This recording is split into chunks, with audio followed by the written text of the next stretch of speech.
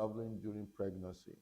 I know that while women are pregnant, they do a lot of movement, a lot of travels, and a lot of my patients lately are having to travel outside the country to give birth and to make some travel plans within the country. And so it has always been this issue of, is it safe to travel? When is it safe to travel? And all of that. So I decided to just do something on traveling during pregnancy. So we'll look at how safe it is and look at traveling by air, driving and the pregnant woman, contraindications to traveling, and then traveling with an infant. All right. So first is, how safe is it? How safe is it to travel? Well, let me start by saying that generally traveling is safe. Next slide. Yes. Traveling is safe.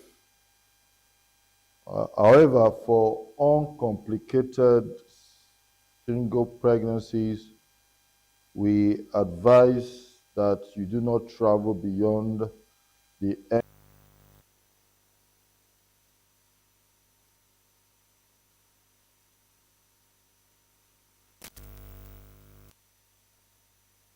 before you get to 36 weeks. You can do, and for those who have multiple pregnancies, who are carrying multiple pregnancies, the twins and triplets, before 32 weeks, you can travel beyond that. It will not be advisable. So generally, for us as a hospital, our policy for travel by air, it's about 32 weeks. 32 weeks for single teen, and if you are less than that, if you are carrying multiple, then 28 weeks and below. However, there are some other medical conditions such as hypertension, diabetes, bleeding, epilepsy, heart disease, or low-lying placenta that um, would make you not to consider traveling at all. So if you have these conditions, we would rather prefer that you don't embark on any traveling, on any journey.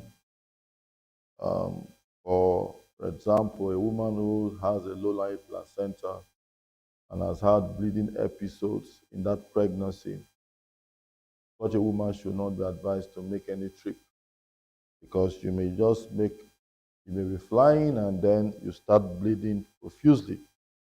That becomes a dire emergency. So generally, if there are issues with the pregnancy, and we would rather prefer that you don't make a trip.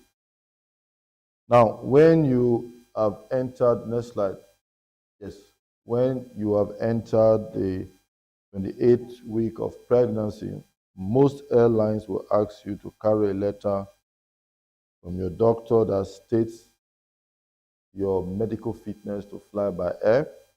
They want to know your expected date of delivery and how the pregnancy has been. So generally, the safest time for you to travel by air, next slide, is during the second trimester from the 12th to the 24th week. That is the best time to travel.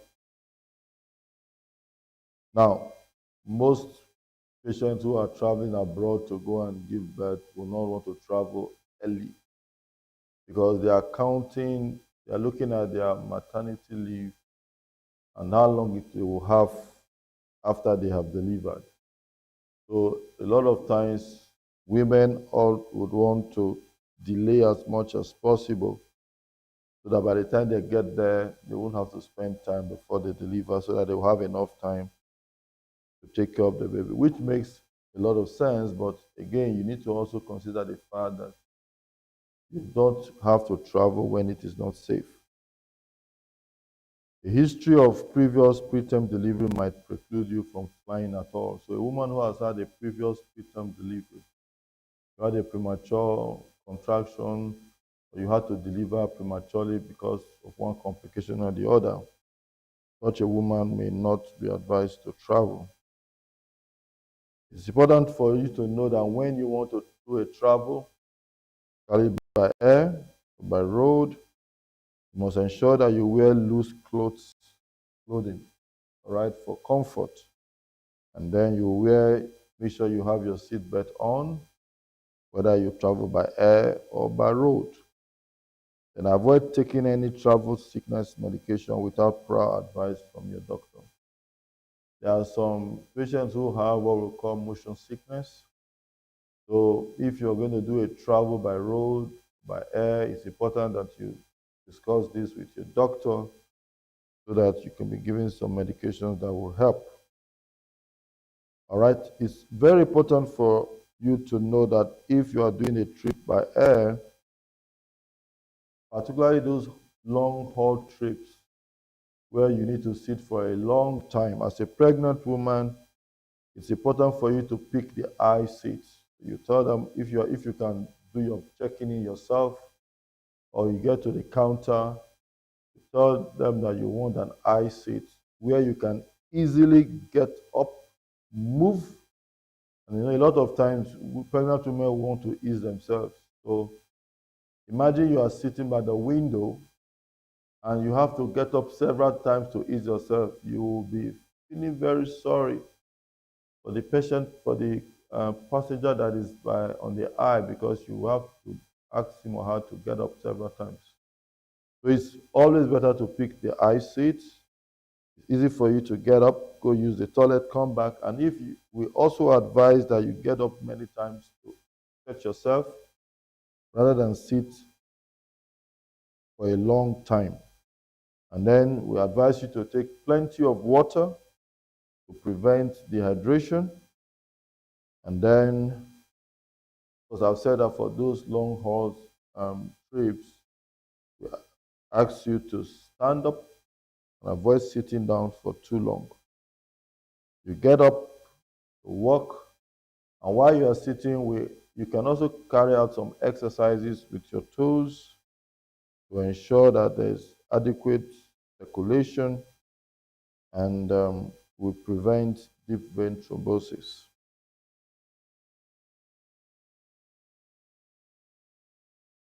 All right, so we've talked about the exercises that you can carry out while you're on the air.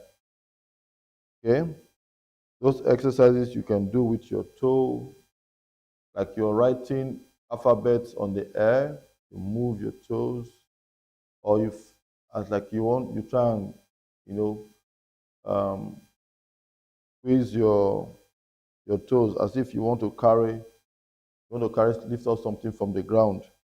These are all exercises that you can do to exercise your toes and ensure adequate circulation.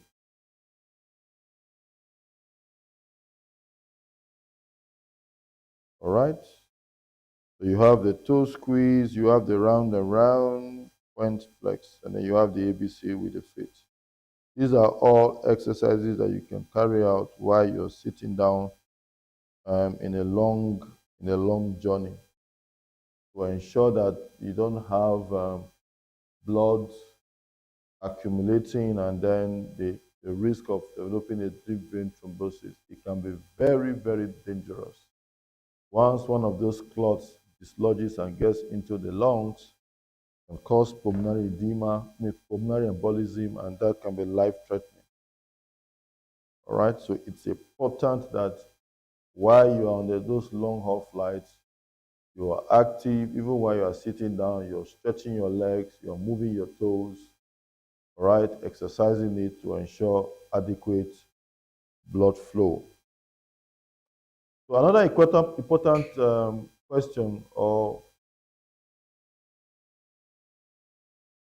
another important concern that patients may have is going through the airport screening machines. Is it safe?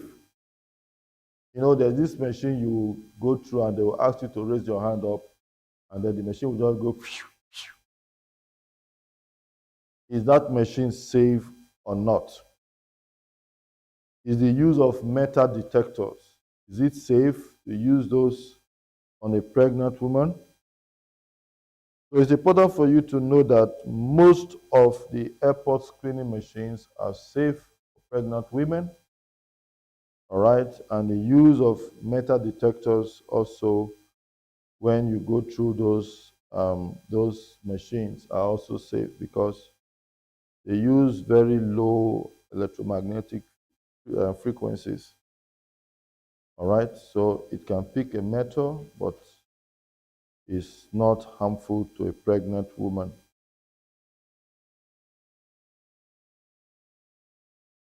These are not they are not X-ray machines, all right? It is X-ray machines that are not safe in pregnant women because the radiations they emit can be very, very dangerous. All right. So travel by road. There are a lot of women, pregnant women, who want to take a trip by road. All right. It's very important that before you do that, you consult your doctor, and then you want to consider at what point of your pregnancy you are taking the road trip, how long the road trip is, and how bad the roads are that you're going to be traveling on.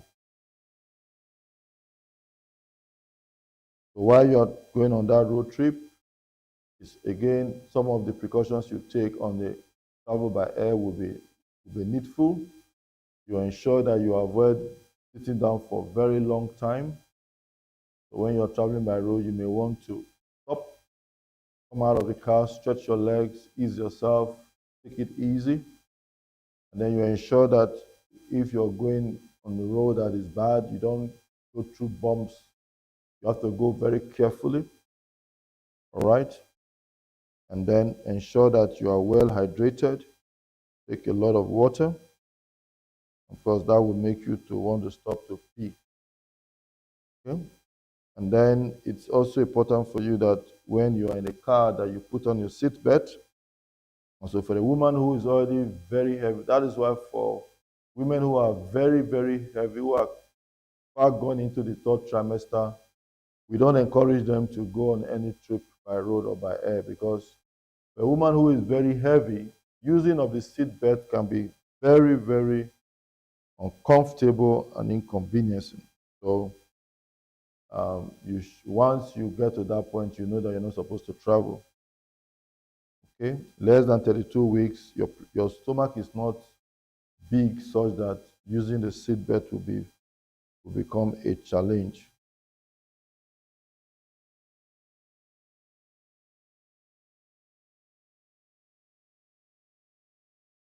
So, what are the contraindications to traveling during pregnancy?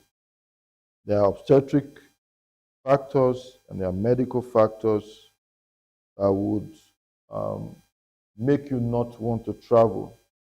So, we'll start with the obstetric factors. So, you have a woman who is pregnant who has a history of miscarriage, a history of incompetent service.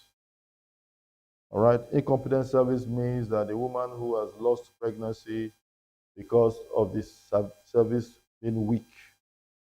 All right, you may want to avoid traveling. However, if you have a cervical sacrilege on and you need to make an important trip, then yes, you may want to do that. You can make that trip since you have a cervical sacrilege. But that will be well after the first trimester, in the second trimester, if you've not had any issues. The history of ectopic pregnancy is a contraindication.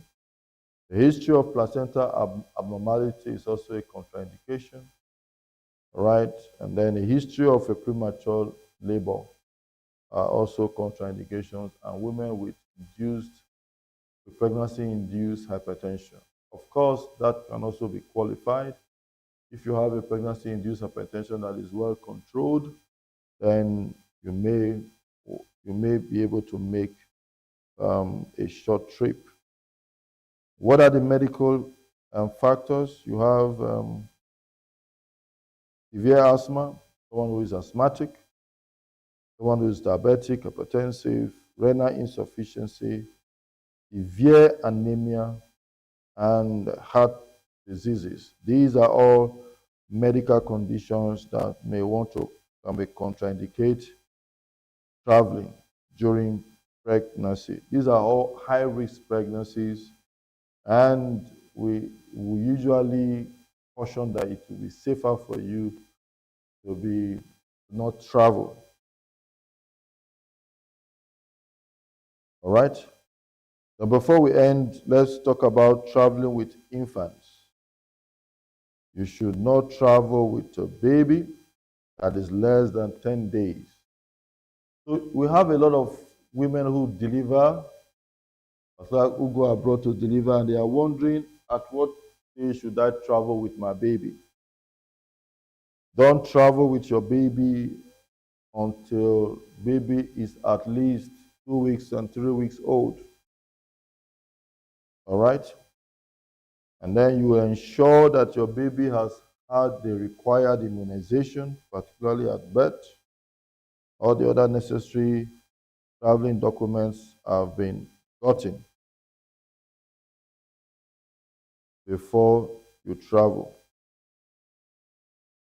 And then when you're traveling with the baby, make sure the baby is adequately clothed. You know, the air inside the airline can be very cold, so you make sure that your baby is well clothed.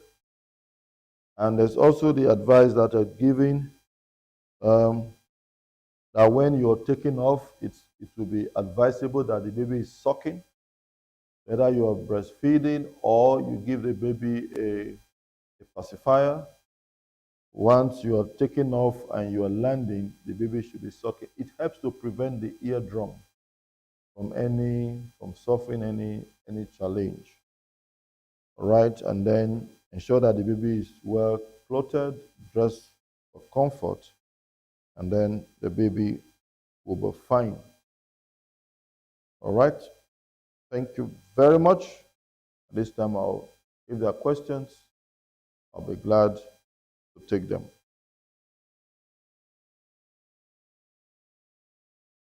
While the questions are coming on, I just want to say that I want to wish all of our pregnant women a safe delivery. Many of you are getting close to the time of delivery, while many of you are just starting the process of the pregnancy journey. And to say that as you go through this journey, just know that very soon you'll get to the point where you'll be counting down, and it'll be time for you to be delivered. We want to wish all our pregnant women a very safe delivery, both those who will be delivering with us and those who will be delivering outside our facility. So we wish you very safe delivery. And please, for those of you who will not be delivering with us, please send us the pictures of our babies. Okay.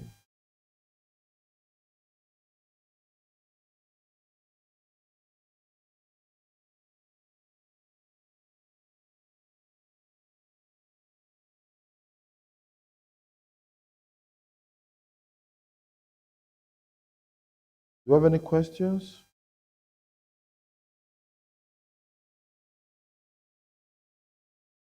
Right. No questions today from our online audience, and then like our physical one decided to just chill at home today.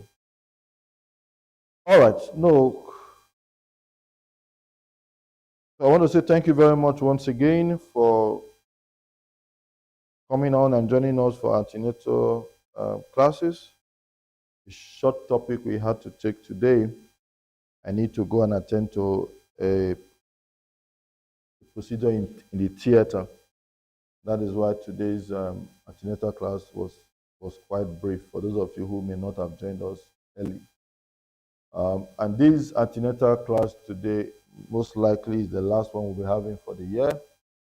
because next month is loaded and full of activities. We're not sure we'll be having a regular scheduled antenatal class until next year, where we would come again to you. So I want to wish all of our pregnant women and all of you who have been following us on the safe delivery. And I believe that we shall all be rejoicing as we hear the good news and as you receive the bundles of joy. So thank you very much and have a wonderful weekend. God bless you.